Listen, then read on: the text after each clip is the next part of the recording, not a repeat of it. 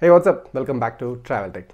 So the A200 by 70mai is turning out to be a very popular dashcam, mainly because it comes in the budget segment. It has a screen, it provides you a 1080p resolution, and it's a dual channel dashcam. So in case if you have missed my previous video of the unboxing features and the detailed review of the A200, you can find the link to that video in the description. So in this video, I'll be showing you a hidden trick of the A200 which you can follow to get something more out of your dashcam.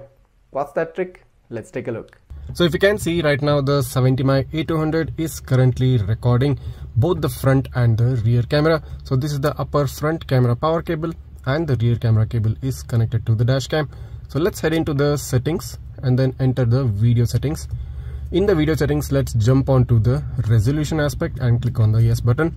So as you can see, you get the option of 1920x1080 HDR. So that's the single option present here when you use both front and the rear dashcam. There is no other separate option which you can play around with. But here's the trick. If you hold the rear camera cable and disconnect it from the dashcam, the settings menu jumps back and heads into the main page of the video settings. Now if you click on the resolution aspect, now you get two different options, 1920x1080 HDR, which was present previously, but a new option comes up at the top, which is 1920x1080 at 60 frames per second. So this is the new hidden trick of the 70mai A200. If you disable the rear dash camera, you can record a 60 fps video of 1080p resolution using only the front dash camera. So if you take the rear camera cable back again and connect it to the dash cam, the video settings again jumps back to the main page, and by selecting the resolution option, if you click on OK, following that you get again the same option which you saw previously, which is 1920x1080 supporting HDR.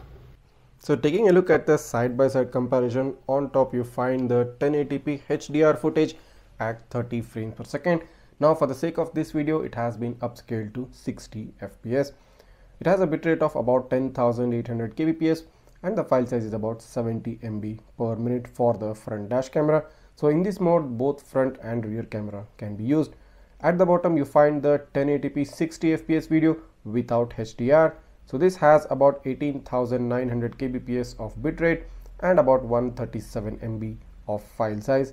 Now since this is a front only camera, you won't be able to use the rear camera. Straight away you can make out the difference. The HDR footage tends to bring out so much more detail into the video. Just look at the sky, the road, the trees, everything looks so much better in the HDR footage, and in the non-HDR 60 fps footage, everything seems to be getting a hint of a white shade over it. So in terms of the video clarity comparison, I think the 30 fps HDR footage looks more natural and vivid compared to the 60 fps non-HDR footage. But the non-HDR footage has the advantage of having a higher frame rate, which is more useful in a fast moving traffic.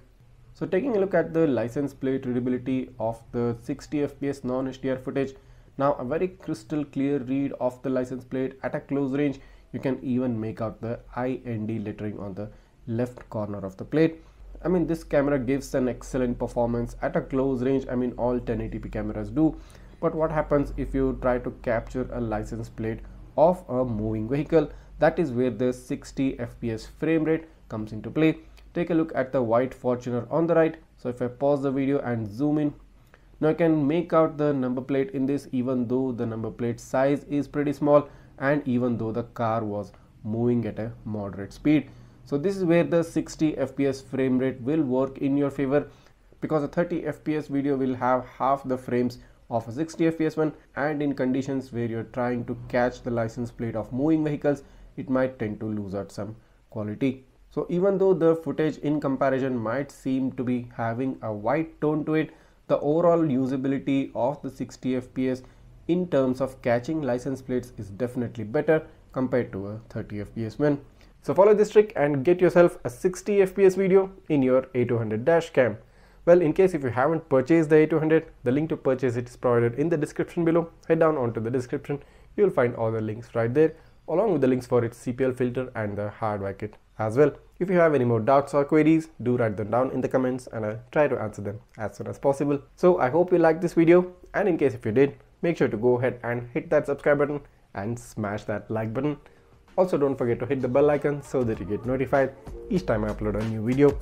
Thanks for watching and see you in the next one.